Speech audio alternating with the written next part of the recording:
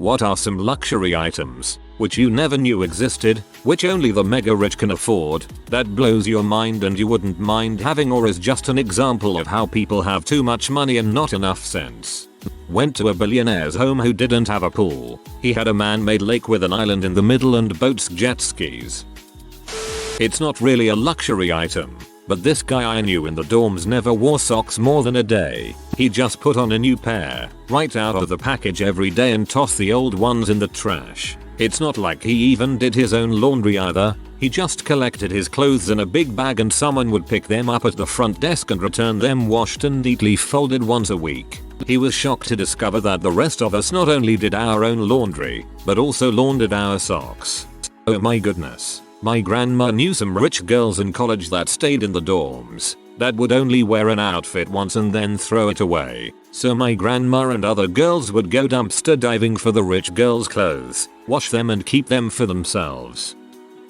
I know a couple who live in NYC who have a live-in nanny for their 2 dogs. They hire a different veterinary student every few years. The student gets their own suite, a town car, a generous salary in the high 5 figures, paid trips home twice yearly, and nice bonuses. Their only job is to care for the pets, including home cooking their meals, walks, training and any appointments. By all accounts, it's a pretty sweet gig.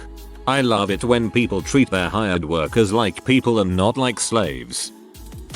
Back before Cleveland Clinic built their hospital in Dubai, the Middle Eastern rich used to come here for organ transplants. They needed to stay for 6-8 weeks till they could go home to recover. My boss's husband worked in construction and got a job to modify a house for one of these guys. They picked out a house, offered the owners frickin' money to get out in 48 hours. The crew came in and worked around the clock to modify the house. They flew in materials from all over the world. Marble, stonework, stained glass windows. Money was no object. Also, some rich oil dude can live in it for a couple of months and never come back.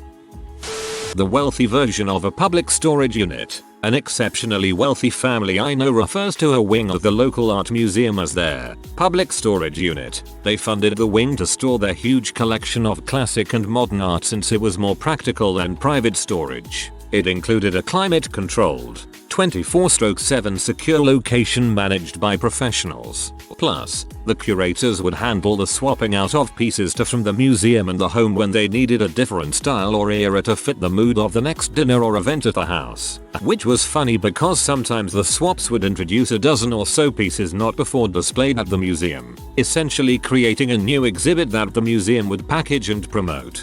Behind the fuss, the family just wanted to create the right ambience for grandma's 80th birthday party. I agree with the other comments that this one has a nice practical upside for the family and the public. For whatever reason though, the amount of wealth represented by this arrangement seems truly staggering.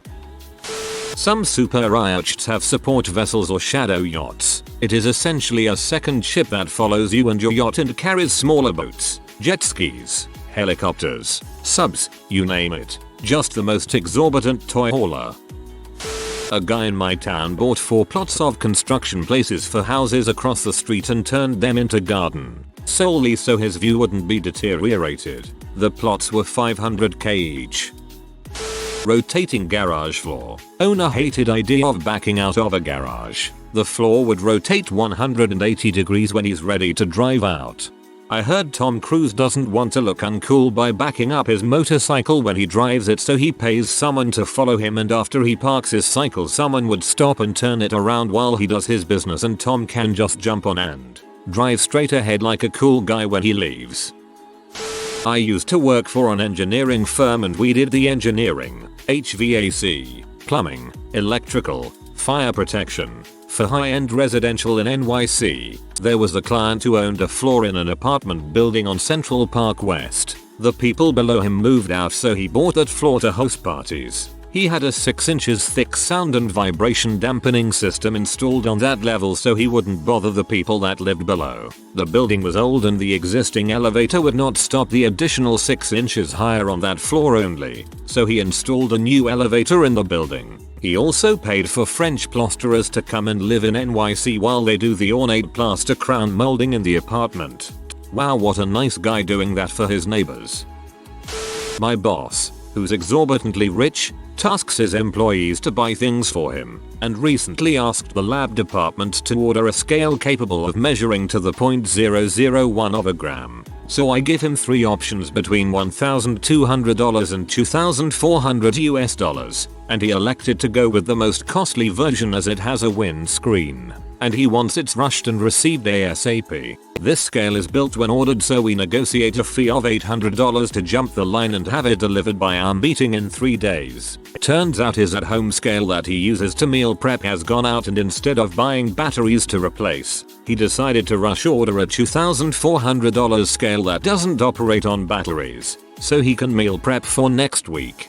Crap. For a small fee and expenses, I would have replaced the batteries in less than 3 days. I remember doing a job at a very rich family's country house in Denmark. They had around 20 horses there and staff hired to ride them because the family themselves had no time for that.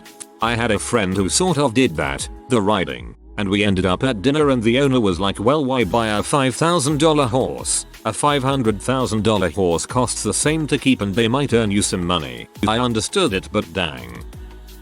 This one is a bit dated. You'll see why. I know a lady that went to spend the night with a friend and was gifted an entire Encyclopedia Britannica set. That sounds weird in 2021. But this was the late 70s and you couldn't just Google or Wikipedia things. Just owning an entire set of Encyclopedia Britannica was a sign of wealth. They were a very expensive and non-essential item to fill up a bookshelf and look rich. People bought these things on payment plans like a car. Turns out they had many sets stored somewhere in their house just to hand out as very large and heavy gift to visitors. After all, how rich must you be if you can afford to hand out a sign of wealth like that just for visiting? It was a mega power move. In around 05, my grandfather bought a set of Encyclopedia Britannicas for each of his 11 children. Very pretty on a shelf. Rarely used anymore. Thanks, Granddad. I watched a documentary once on food rich people eat, and there was a place that provided caviar that came from, get this, sturgeons that get played live jazz music. Recorded jazz music wasn't good enough. It had to be performed live by a pianist. Live jazz. For fish. Imagine being the guy that plays the piano for a bunch of sturgeons in a tank and explaining this to your date LMAO. My friend's boyfriend is very wealthy with a massive art collection. Someone comes to his house once a week and moves his art around, bringing some out of storage and keeping the displays fresh. Thank you for the silver, kind Redditor. That's actually pretty terrific. The art stays in rotation and is appreciated. Bonus. Someone with curatorial and art handling experience is employed.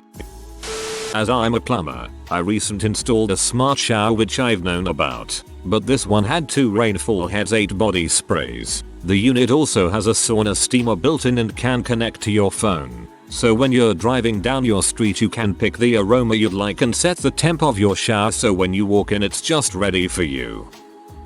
I knew a family that had a lot of household staff, including a person who had the responsibility of setting up, troubleshoot, and get this, charge all their personal electronic devices. Yes, their job included charging all the electronic devices.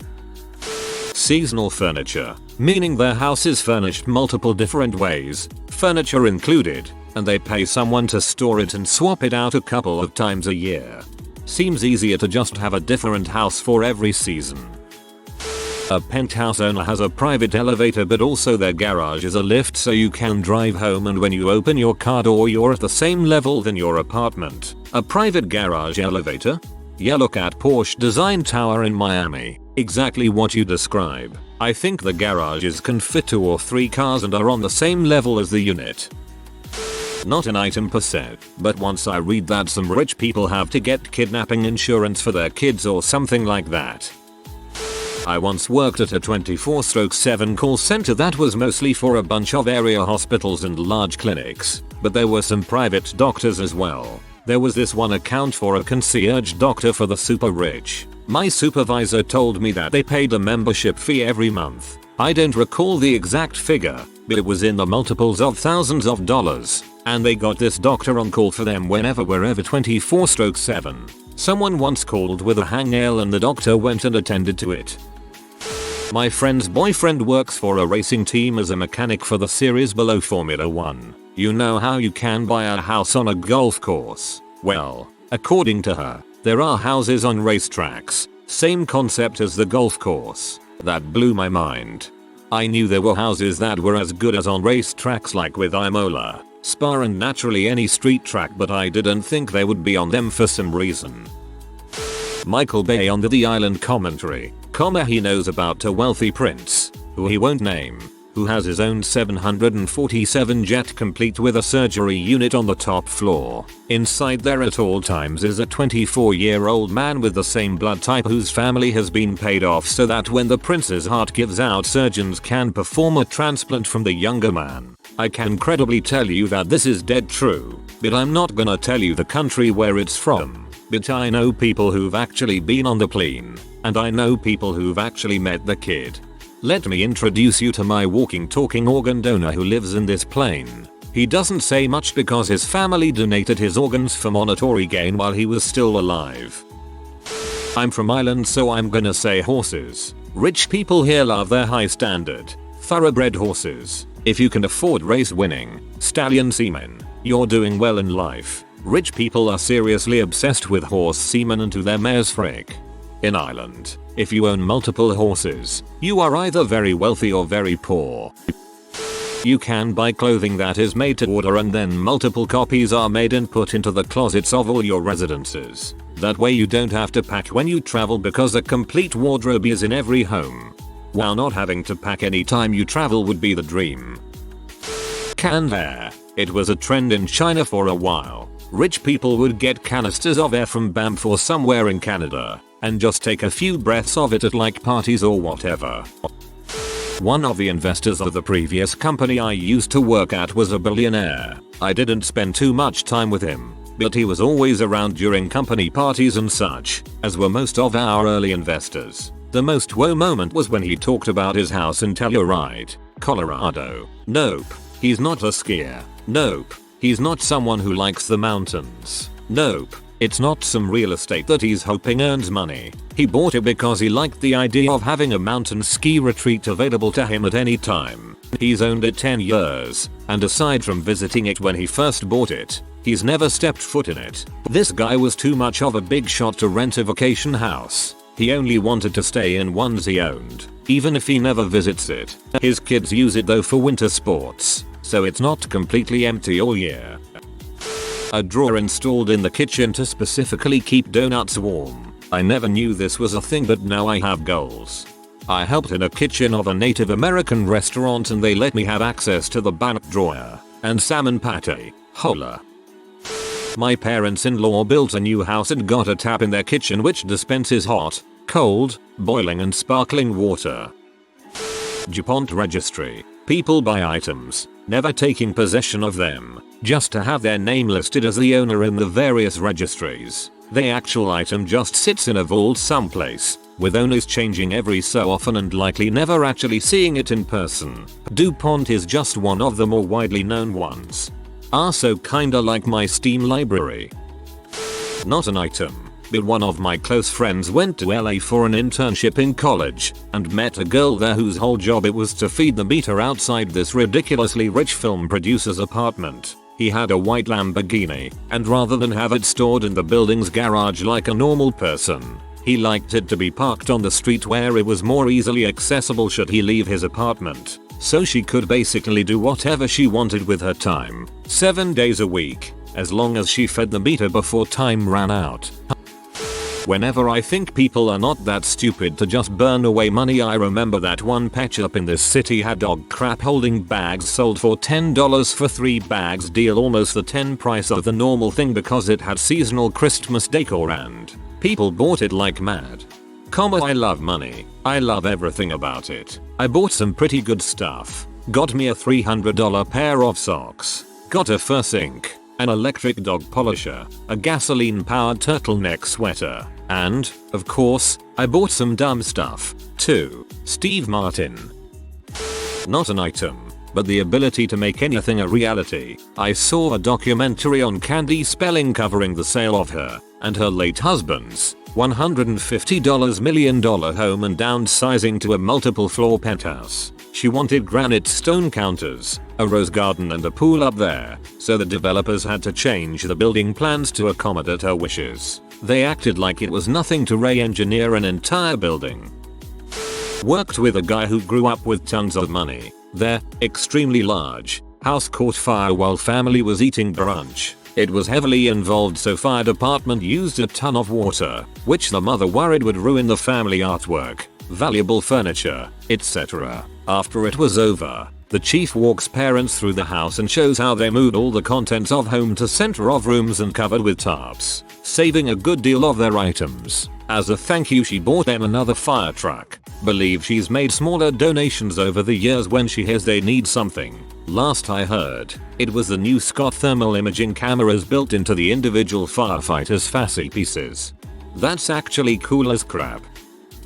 My uncle is a doctor. He has been the lead board member for the biggest hospital, and a world famous one, in my area for the last 4-5 years. Dude is loaded, so much so that I learned he has a personal tram, think ski lift, to his house. WTF, never knew those were a thing.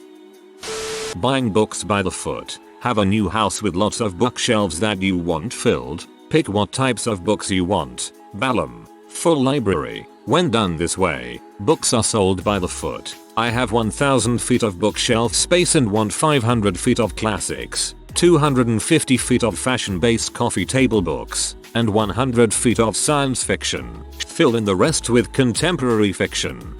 There was a designer talking about how he'd buy books like this just not by the genre, but by the color. Doesn't matter what the subject is, it has to look expensive and good with the rest of the furniture match the carpets or the pillows or something. Client of mine had a custom upholstered leather cushion built into the wall above the man cave urinal. This way when he is blind drunk he can rest his head against it to pee. Obscene wealth is an understatement. That's not something I have need for, and your client probably spent a ridiculous amount of money on it. But if I did want one, I could probably get the materials for less than $50 and build it on a Saturday. It's the routine drunkenness to the point of struggling to pee that I think is worrisome here, not the money. Country club memberships. I always knew what they were but didn't realize how much they were and how it works. My in-laws belong to one. They pay $40k plus per year to golf and be members. Along with this membership, you are required to spend a minimum amount per month either playing golf, dining or whatever else you spend money on at these places. I believe the minimum at my in-laws place is $800 per month. Nothing like $50k to find friends. I think our town's is $500 a month. My former co-worker and her husband are members but her family were members when she was a kid. My cousin's mansion has heated floors in the garage. He said it sounds really stupid, but when the weather is freezing, he just turns on the floor heat a few minutes before he's ready to leave and it warms up his car so he doesn't have to. Like, I don't personally need that in my life, but if I had it, I would use it. I used to work on yachts when I was young, free and single. Some of the extravagant displays of wealth were simply appalling and frankly repugnant. But there was one that caught my eye and I still think about years decades later. There's a Middle Eastern oil sheikh that visits a Savile Row tailor for all his clothing needs. Shirts, suits, formal, informal, smoking, dinner, you name it, even down to his underwear. That's not extravagant. What comes next is, he buys 4 sets of every single item. He then has each wardrobe sent to one of his usual homes, his primary home, his villa in the south of France, his house in London, and his rather large gin palace motor yacht, all so that he doesn't have to worry about his luggage. He knows exactly what clothes he has when he arrives at the other end. No packing, no lost luggage worries, no crumpled shirts, no worries. I sometimes can't stop thinking how clever and liberating this must be, and yet how decadent this is, both at the same time. Maybe it's just all of these, I don't know, but I'm impressed and horrified in equal measure. The more wealthy a family is, the harder it is to find the kitchen trash can. This is almost always true from what I've seen. Office staff. A friend of mine worked as office staff for a woman who came from old money. She had various houses all over the place and had office staff at each location who spent their days doing for her the things you need done when you have tons of cash and nothing to do all day. She of course had all the standard household stuff as well. This woman would beckon my friend with requests like last month when I was in Rome. I saw a jacket in a window I really liked. Get me the jacket. So my friend would spend days talking to the concierge at the hotel the woman stayed at, the limo driver and various people trying to figure out what jacket she was talking about. She was usually successful in getting this woman whatever she wanted. This same woman called her into her office one day and said, "I just heard that people pay 99 cents to download a song from the internet. That's a lot of money. Who can afford to do that?" This is the same day the same woman spent $30,000 on a bracelet. My friend had to do all this woman's Christmas shopping and would spend hundreds of thousands of dollars buying various relatives and acquaintances big ticket items like big screen TVs. She gave my friend, who busted her butt working for this woman, a Christmas present too, a set of cheap placemats. I thought you were just taking the pee out of The Devil Wears Prada. And then I read the second paragraph again, lol.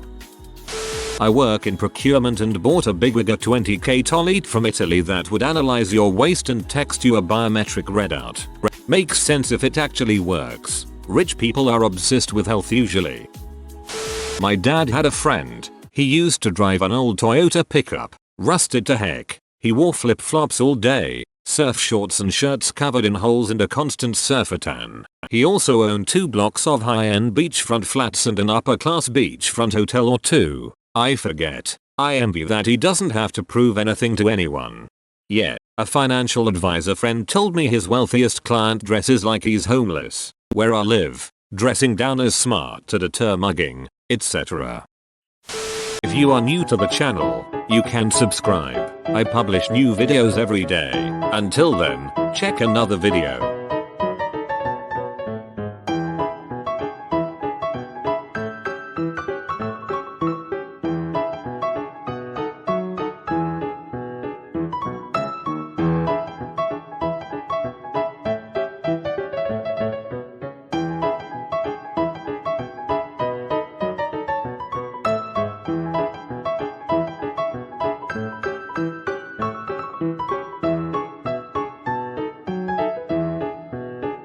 Bye for now.